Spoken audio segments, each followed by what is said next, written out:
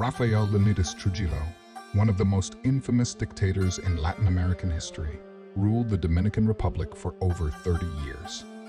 His reign, which began in 1930, was marked by brutal repression, fear, and human rights abuses. Yet, it was also a period of modernization and economic development.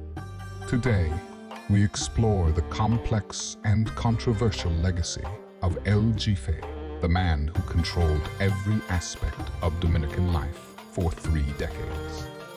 Trujillo was born in 1891 in San Cristobal, Dominican Republic. He began his career in the military, rising quickly through the ranks after receiving training from the U.S. Marine Corps during the American occupation of the Dominican Republic in the early 20th century. By 1930, Trujillo was the commander-in-chief of the Dominican military, and he saw an opportunity to seize power during a period of political instability. In 1930, after rigging the presidential election, Trujillo officially became president of the Dominican Republic. However, his presidency was just the beginning of a long dictatorship. Under his rule, Trujillo established a one-man regime where political opposition was not tolerated, and dissenters were often imprisoned, tortured, or killed.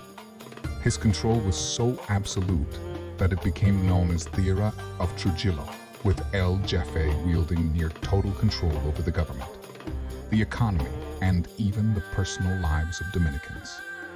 While Trujillo's rule was defined by violence and authoritarianism, it was also a period of economic modernization. Under his leadership, he invested in infrastructure, building roads, bridges, schools, and hospitals. Santo Domingo was transformed, and the country experienced significant growth. However, much of this development came at a high cost. Trujillo siphoned off enormous amounts of the country's wealth for himself and his family, enriching his inner circle while the average Dominican lived in poverty. One of the darkest moments of Trujillo's regime was the Parsley Massacre of 1937. Seeking to Dominicanize the border region with Haiti, Trujillo ordered the massacre of tens of thousands of Haitians living in the Dominican Republic. Over 5 days, soldiers and civilian militias killed between 15,000 and 30,000 Haitians, marking a tragic chapter in the country's history. This act of ethnic cleansing left a scar that would affect relations between Haiti and the Dominican Republic for generations. Trujillo maintained power through a network of spies, informants, and secret police, instilling fear across the nation. Cultivated a cult of personality, erecting statues and monuments in his honor and renaming towns after himself. His picture was displayed in homes, schools, and government buildings, and citizens were forced to publicly praise him in their everyday lives. Despite his oppressive rule, resistance movements began to grow, particularly in the 1950s. The most famous of these were the Mirabal sisters, Patria, Minerva, and Ma Teresa, who became symbols of the anti-Trujillo resistance. Their brutal assassination in 1960 by Trujillo's secret police sparked outrage both domestically and internationally, and played a key role in the growing opposition to his regime.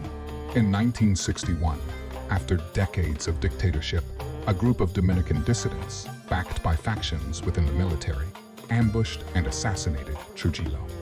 His death marked the end of his tyrannical reign, but his legacy of repression, fear, and economic control left the Dominican Republic struggling to rebuild its political institutions for years to come. Today, Trujillo's legacy is a deeply polarizing one. While his regime brought economic progress and modernization, it did so through brutal repression, extreme personal enrichment, and the suppression of human rights. His story serves as a reminder of the dangers of unchecked power and the resilience of those who fight for freedom. Scene transition.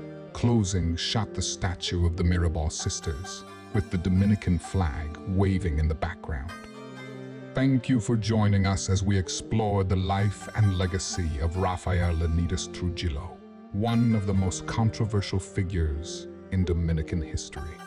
If you found this video insightful, don't forget to like, comment, and subscribe for more historical deep dives. See you in the next video.